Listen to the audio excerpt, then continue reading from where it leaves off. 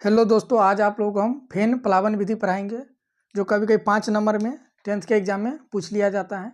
तो इम्पोर्टेंट है, तो आप लोग एकदम इजीली तरीके से पढ़ाएंगे। आप लोग को 2 डिफिनीशन इसमें लिखाएंगे आप लोगों को फेन प्लावन विधि में। जो आप लोग को आसान लगे उसको याद कीजिएगा, एकदम ईजी तरीके से बताएंगे फेन प्लावन विधि किसे कहते हैं। अभी गुरुत्व प्रतिकर्षण विधि पीछे पड़े, अगर वो वीडियो हम डाल दिए, अगर आप नहीं देखे तो उसको जाके देखिएगा। फेन प्लावन विधि अगर पूछेगा तो 5 नंबर में इसको देखिए। इसका डिफिनीशन हम लिख दिए हैं ताकि टाइम ना लगे। इसका डायग्राम बना के अभी दिखा। देखिए फेन प्लावन विधि में क्या आता है, इसमें सल्फाइड डाइऑक्स होता है। सल्फाइड डाइऑक्स को फेन प्लावन विधि द्वारा अलग किया जाता है, इसको समझ रहे हैं। तो देखिए क्या कहता है, सल्फाइड डाइऑक्स को मान लीजिए कोई ये है, इसका डायग्राम भी हम बनाएंगे। मान लीजिए इसमें सल्फाइड डाइऑक्स है, मान लीजिए अयक्स है। इस अयक्स में क्या कर दिया जाता है, इसमें तेल मिला दिया जाता है। देखिए तेल प्लस जल प्लस सल्फाइड अयक्स।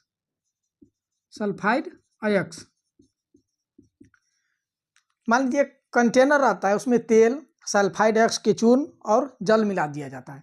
मान लीजिए इसमें शीशा बहुत सारा को आप इस विधि द्वारा फेन प्लावन विधि द्वारा अलग कर सकते हैं।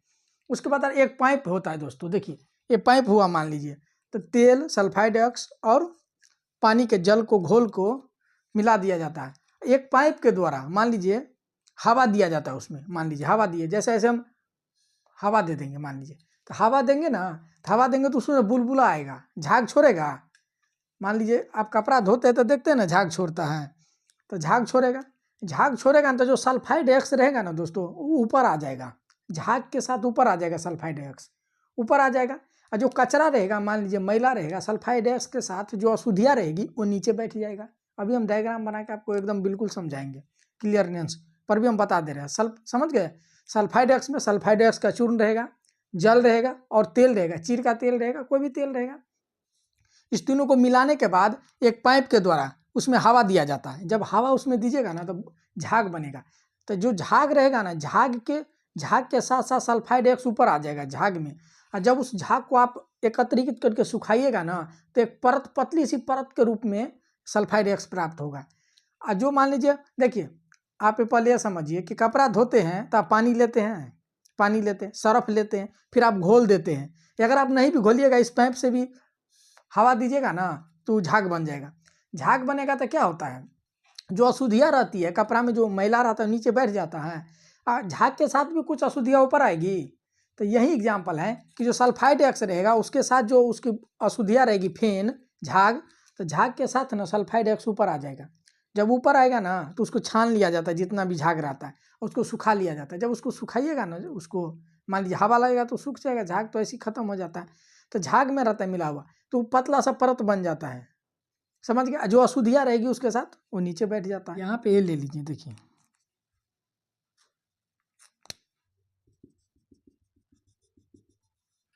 जो नीचे वाला भाग रहेगा ना, इसमें मान लीजिए कि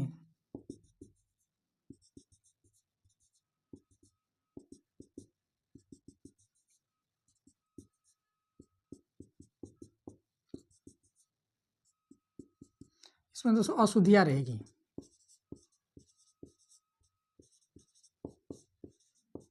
इसमें अशुद्धियाँ रहेगी, देखिएगा इसमें क्या होगा, ऊपर बुलबुले आ जाएंगे छोटे छोटे, झाग के रूप में झाग होगा।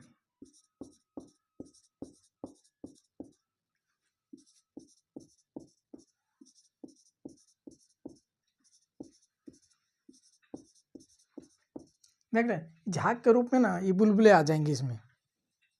इसमें भी आ जाएगा, मान लीजिए छोड़ेगा यहाँ पे।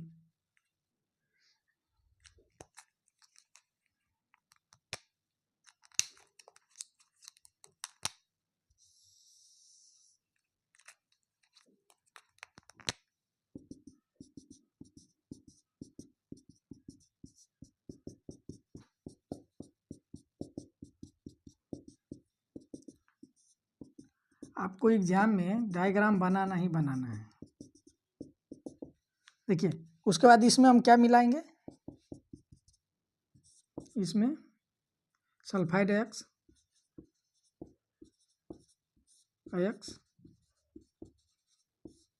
प्लस तेल प्लस पानी, झाग, या फेन समझिए आप, तो देख लीजिए तेल और पानी का इसमें मिश्रण है। जब इस सल्फाइड एक्स तेल और पानी के मिश्रण को इस पाइप देख रहे हैं, पाइप, इस पाइप के थ्रू जब हवा देंगे हम, इसे हवा देंगे, इसे मान लीजिए हवा देंगे, तो क्या होगा, बुलबुले छोड़ेगा, बुलबुले छोड़ेगा ना। मान लीजिए हवा देंगे यहाँ, इधर इधर मान लीजिए इसमें हवा दीजिएगा, पाइप के द्वारा हवा देंगे तो बुलबुला छोड़ेगा, बुलबुला छोड़ेगा तो जो बुलबुला रहेगा ना, फेन, फेन रहेगा ऊपर चला जाएगा। देख रहे हैं फेन ऊपर आ गया है, ये फेन है, ये फेन ऊपर आ गया, ये मान लीजिए फेन देखिए ऊपर आ गया, और जो अशुद्धियाँ रहेगी ना, अशुद्धियाँ नीचे बैठ जाएगी। आप कपड़ा धोते हैं, आप कपड़ा धोते हैं ना आप लोग, किसी सबको समझ में आ रहा है ना? ऐसा कोई है जिसको समझ में नहीं आ रहा है? तो आप लोग कपड़ा धोते देखते हैं, जब ऐसे ऐसे हाथ से मिलाते हैं मान लीजिए पानी को बाल्टी में, तो देखते हैं फेन ऊपर आ जाता है, और जो उसके मैला रहता है नीचे बैठ जाता है। तो फेन प्लावन विधि में ऐसी होगा, जो अयस्क रहेगा सल्फाइड अयस्क तेल और पानी के साथ, तो देखिएगा इसमें झाग के जो सल्फाइड अयस्क रहेगा ना, झाग में आ जाएगा, इसमें फेन होगा ना, फेन में आ जाएगा। जी जो कचरा रहेगा वो नीचे, अशुद्धियाँ नीचे आ जाएगी, और जो अयस्क रहेगा ऊपर झाग के साथ आ जाएगा। फिर झाग को इकट्ठा कर लिया जाएगा, फिर हवा के माध्यम से सूखेगा, तो मान लीजिए अयस्क के रूप में मिल जाएगा, अशुद्धियाँ नीचे आ जाएगी, इस पाइप के थ्रू हवा देंगे। बताइए कोई ऐसा है जिसको समझ में नहीं आ रहा है फेन प्लावन विधि?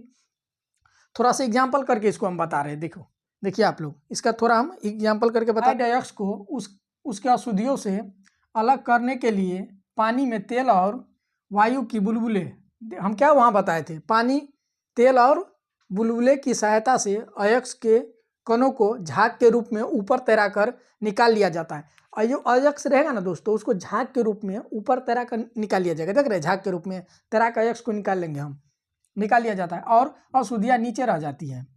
तो इस विधि को हम फेन प्लावन विधि कहते हैं। इतना तो लिखना ही है, अगर एग्जाम में पूछेगा तो आपको इतना लिखना है, उसके नीचे डायग्राम बनाना है। देखिए हम कैसे बता रहे हैं, वैसे ही लिखना है कॉपी में, इतना यहाँ तक लिखना है। देखिए यहाँ तक लिख लेना आपको, उसके बाद ये डायग्राम बनाना है।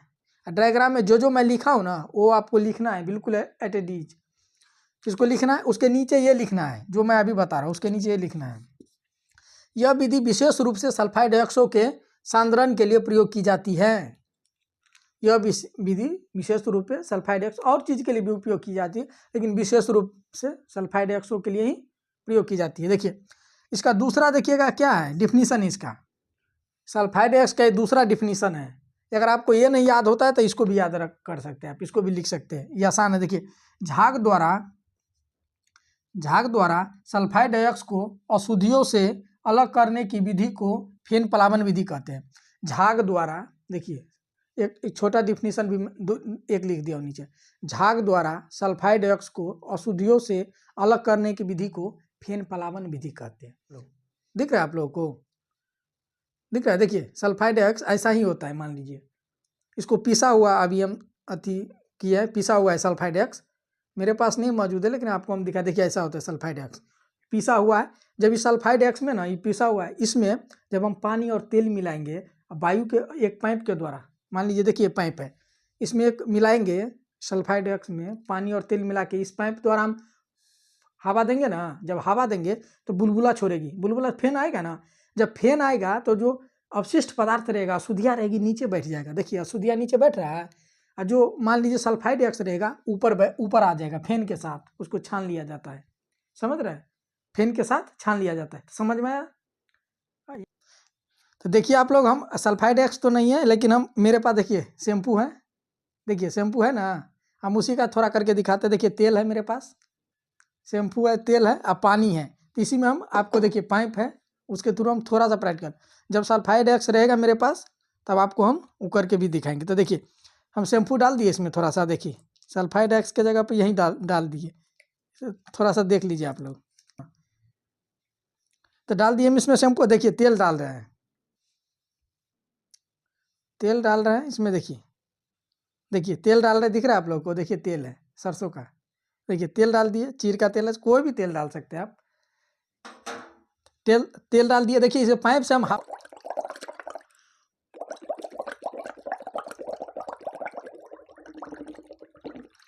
देखिए जब इसमें हम हवा दिए तो देखिए झाग बना, यही झाग देखिए जो यही झाग होगा ना, इसी झाग के साथ सल्फाइड एक्स मिला रहेगा।